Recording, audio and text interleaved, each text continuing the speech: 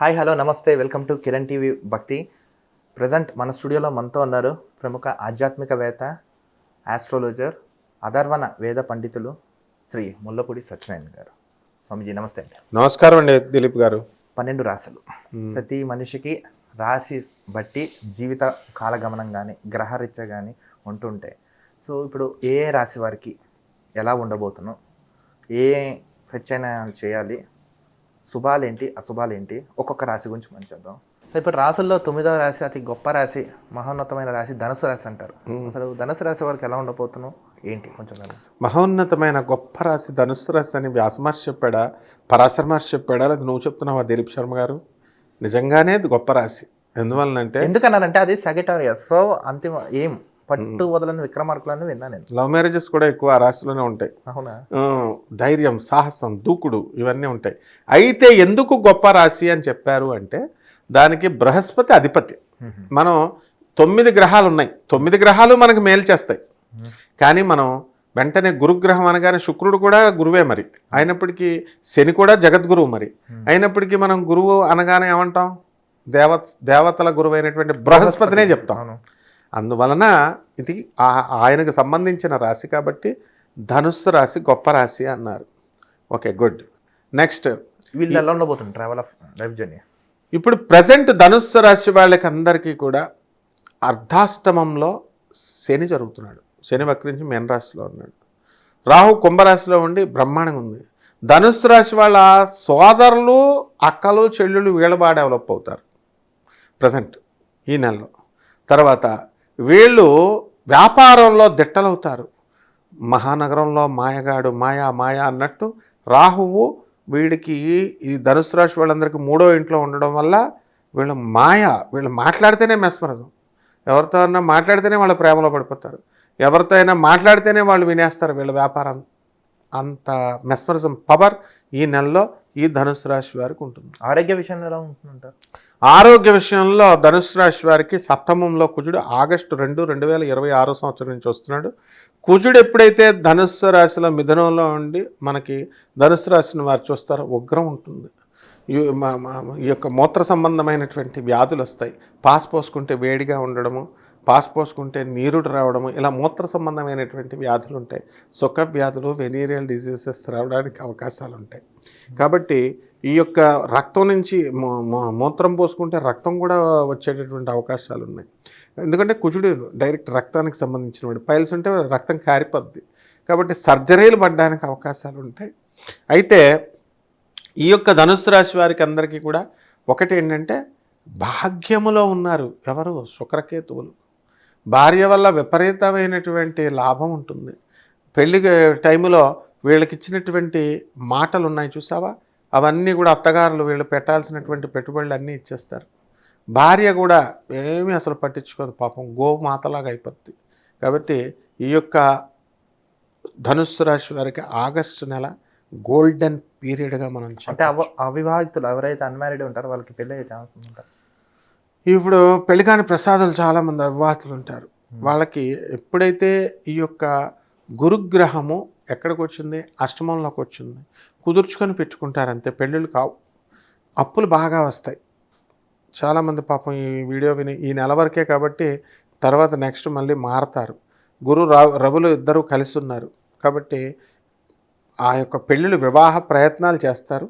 ఆ వివాహ ప్రయత్నాల్లో కుదుర్చుకొని మాట్లాడుకొని అండర్స్టాండింగ్కి వచ్చి పెట్టుకుంటారు. డబ్బు విషయంలో ఎలా ఉంటుందంటారు? వీళ్ళకి తిరుగులేదు. వీళ్ళకి ధనుసు రాశి వాళ్ళకి డబ్బు బ్రహ్మాండంగా సంపాదిస్తారు. వాహన సౌఖ్యాలు ఉన్నాయి, వాహనాలు కూడా కొంటారు. అంటే వీళ్ళు చేసే వృత్తిలో ఎదుగుదల అవన్నీ ఎలా ఉంటాయి? ప్రతి మనిషిలో కూడా ఎదుగుదల ఉంటుంది. ధనుసు రాశి వారికి వృత్తిరీత్యా ఎదుగుదల ఉంటుంది.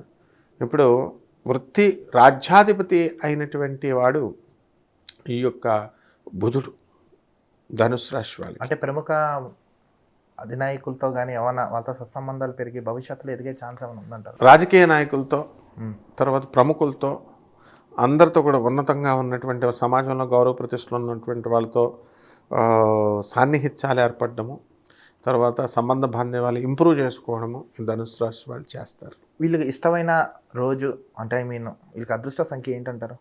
గురువారం. 3 అదృష్ట సంఖ్య 3. ఏ దైవాన్ని పూజించాలంటారు ఎక్కువ? పరమేశ్వరుణ్ణే చేస్తాడు. బృహస్పతి ఆయనే సాక్షాత్తు పరమేశ్వర స్వరూపం. వీళ్ళు శుభ్రంగా నమస్తే అస్తు భగవన్ విశ్వేశ్వరాయ మహాదేవాయ త్ర్యంబకాయ త్రిపురాంతకాయ త్రికాగ్నికాలాయ కాలాగ్నిరుద్రాయ నీలకంఠాయ మృత్యుంజయాయ సర్వేశ్వరాయ సదాశివాయ శ్రీమన్మహాదేవాయ నమః అంటూ పరమేశ్వరుణ్ణి ఆరాధించాలి, అభిషేకం చేసుకోవాలి. ఆ తర్వాత చక్కగా వీళ్ళంతా కూడా పుష్టిగా నైవేద్యం దగ్గరికి వచ్చేసరికి చాలామంది శివుడికి ఏం చేస్తున్నారు, ఎండి ఖర్జూరాలు, బాదం పిస్తాలు, జీడిపప్పులు ఇవన్నీ పెడతారు. క్రిస్మస్ పళ్ళు, క్రిస్మస్లో వచ్చిన అరటిపండు అవి కామన్. అవన్నీ ఆ కాలం పోయింది, జనరేషన్ మారుతూ ఉంటుంది. భక్త కన్నప్ప కాలంలో కాళహస్తికి ఏం పెట్టాడు ఆయన? పంది మాంసం పెట్టాడు. ఇప్పుడు పెడుతున్నారా? పోయింది. మధ్యకాలంలో ఫ్రూట్స్ పెట్టేవారు. ఇదివరకు అభిషేకాలు దేంతో చేసేవారు? శుద్ధోదక జలం, ఉత్తి మామూలు నీళ్ళతో చేసేవారు. తర్వాత పంచామృతాలు చేసేవారు. ఇప్పుడు ఇంకా మారిపోయింది, పళ్ళ రసం, చెరుకు రసంతో చేస్తే ఆరోగ్యం, కొబ్బరి నీళ్ళతో చేస్తే ధనసిద్ధి, అట్లా పళ్ళ రసాలు అవసరం లేదురా నాయన, పంచామృతాలు అవసరం లేదు. మరి భక్తులు అందరూ డబ్బున్న వాళ్ళు ఉంటారు కదా, పేదవాళ్ళు చక్కగా నాయన నీళ్లతో శుద్ధోదక జలంతో చేస్తే సరిపోతుందంటే శ్రీకాకుళం నుంచి ఓ పంతులు మొత్తం జనాలను వేసుకెళ్ళిపోతూ ఉంటాడు. ఎక్కడికి? మానస సరోవరం. అట్లా బిజినెస్లు చేస్తూ ఉంటాడు. అతను, ఏమండి గురుగారు మీరు ఇలా చెప్తే మేమంతా ఎలా బతకాలండి? పళ్ళ రసాలు ఇవన్నీ వద్దంటున్నారు, పంచామృతాలు, మరి మాకు బిజినెస్ పడిపోద్ది, మమ్మల్ని క్షమించమని చెప్పేసి మీరు ఒక వీడియో పెట్టండి. అదేం పోయింది? పెట్టాం. అందువలన ఇలా ఉండవు ఇవన్నీ. అసలు పంచామృతం అంట భూమి మీద దొరికేది నీరు, అది మరి చెప్తే వినాలి కదా జనాలు. అసలు ఒకే ఒక అమృతం, పంచామృతం అంటే ఏమిటినైనా? అమృతం ఏమిటి? భూమి మీద నీరే. నీరు లేకపోతే చస్తారు పెదవులు ఎవరైనా సరే. అందువలన జీవాధారం నీళ్లు. లాలాజం నోట్లో నీళ్లు పడుతూ ఉంటాయి. సో నీరుతో అభిషేకం చేస్తే అభిషేక ప్రియ శివ అంటారు. అభిషేక ప్రియ శివ. అభిషేకం చేస్తే చాలు, శివుడు అన్నీ ఇచ్చేస్తాడు, మనోవంచాలన్నీ కూడా తీరుస్తాడు. ధనుసు రాశి వారికి జ్యోతిష రీత్యా ఏ క్షేత్రాన్ని దర్శిస్తే ఎటువంటి ఫలితాలు ఉంటాయి? శివక్షేత్రమైనటువంటి వీళ్ళు ఈ యొక్క ఓంకార క్షేత్రం అని ఉంది, నర్మదా నది ఒడ్డున ఉంది. ఓంకార స్వామి మమలేశ్వరుడు. ఆ క్షేత్రానికి వెళ్ళి నర్మదా నదీ తీరంలో ఇక్కడ నర్మదా రాళ్ళు ఉంటాయి. నర్మదలో ఉన్నటువంటి ప్రతి రాయి బాణలింగాలుగా, శివలింగాలుగా, ప్రాణం కలిగిన రాళ్ళుగా, సాలగ్రామాలుగా అవి గుర్తింపు పొందాయి. అక్కడ ఆ మమలేశ్వరిని, ఓంకారేశ్వరిని కనుక దర్శిస్తే అది ద్వాదశ జ్యోతిర్లింగాల్లో ఒకటి బ్రహ్మాండంగా ఉంటుంది. ఇది మేము వెళ్ళలేమండి అని అనుకునేటటువంటి వాళ్ళు పలివెల, తూర్పుగోదావరి జిల్లా, కొప్పేశ్వర స్వామి ఉంటుంది. ఆ కొప్పేశ్వర స్వామి శివలింగాన్ని కనుక చూస్తే శివలింగం పైన కొప్పు ఉంటుంది, జుట్టు ఉంటుంది.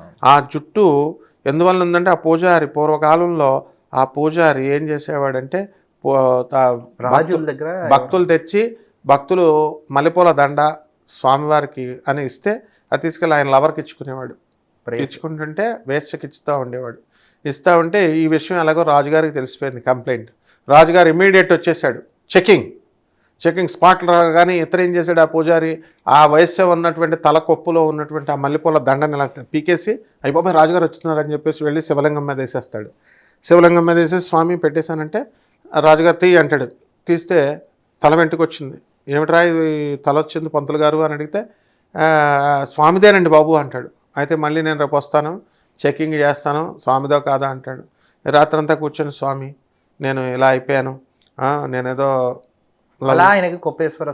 వినండి, అప్పుడే ఇలా అయిపోయాను స్వామి, నన్ను క్షమించి నువ్వు నన్ను రక్షించాలి, లేకపోతే నన్ను ఉరి తీసేస్తాడంటే అప్పుడు మర్నాడు మళ్ళీ రాజు వస్తానంటాడు కదా, జుట్టు ఉందని చెప్పాడుగా, దండ తీయమంటే అప్పుడు స్వామివారి జుట్టు ఇలాగా దండ తీయగానే రక్తం వస్తుంది. జుట్టును పీకితే ఎలా వస్తుంది? అంత సత్యం ఉన్నటువంటి దేవుడు. ఆ క్షేత్రానికి కనుక వెళ్ళినట్లయితే ధనుసు రాశి వాళ్ళు ఎక్కడికో వెళ్ళిపోతారు నాయన. అంటే ధనుసు రాశి వారు ప్రతినిత్యం నమశివాయనే పంచాక్షర మంత్రం జపించుకుంటే చాలా అద్భుతంగా ఉంటున్నారు. ఓకే స్వామి, ధన్యవాదాలు.